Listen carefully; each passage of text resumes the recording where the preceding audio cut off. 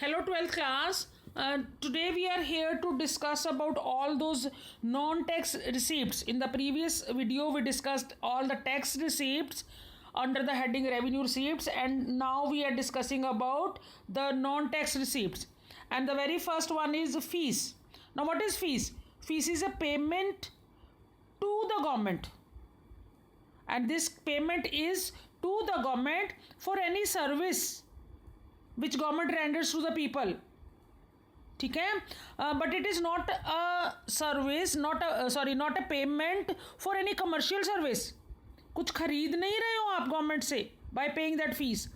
ठीक है, this fees is for administrative and judicial services like your passport fees. ठीक है, like when you go for the birth certificate or when somebody goes for the death certificate, then also the government charges something as fees. So this is that kind of fees for, and this money is used for the administrative and judicial purposes. ठीक है, these services which the government are providing, judicial services like court fees. Clear? So this all is the revenue of the government under non-tax receipts. Second is fines. Now sometimes the government imposes fines to the lawbreakers, those who don't follow the law, and this fine is not to collect the revenue only. revenue collect हो रहे हैं fine, पर ये revenue collection इसका aim नहीं है. This is to teach the people how to respect the law. If they don't respect the law, they have to pay the fine. That means it is imposed to all the lawbreakers. Then is escheat.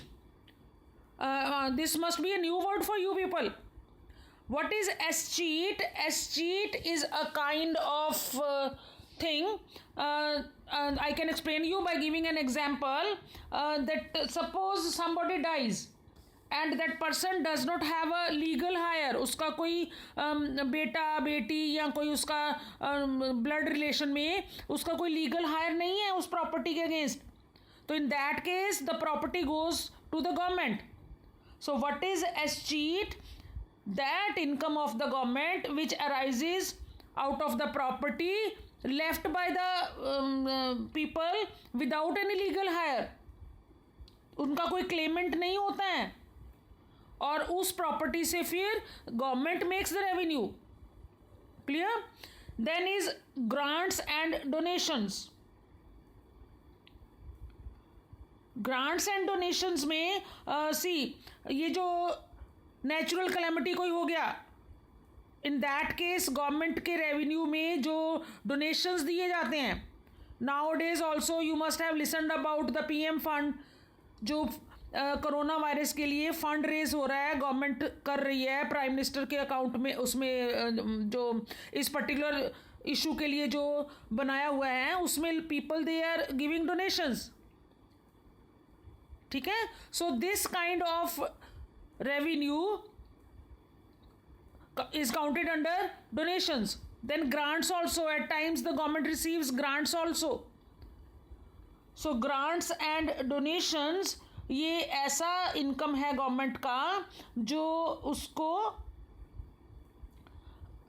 Natural calamities, कोई earthquake आ गया, floods हो गया, ठीक है, in that situation these donations and grants it's very common for the people to offer. People they either offer themselves or even at times the government requests. Clear? So this is again the revenue for the government. Then is the income from the public enterprise. बहुत से government के undertaking के enterprise ऐसे होते हैं, government own enterprises होते हैं जहाँ से गवर्नमेंट को इनकम होता है. योर रेलवे का जितना भी प्रॉफिट होता है after all the payments and all that, वो सारा किसका इनकम है? गवर्नमेंट का. Is it clear? जो बहुत सारे एंटरप्राइजेज हैं, रेलवे है, आपके भिलाई स्टील प्लांट है, इंडियन ऑयल हो गया, all these public sector undertakings जो हैं उनका जो प्रॉफिट होता है, profit of these enterprises is also a source of income to the government, source of revenue to the government. Clear? So these were the non-tax revenues. Next, capital receipts we will study in the next video. Thank you.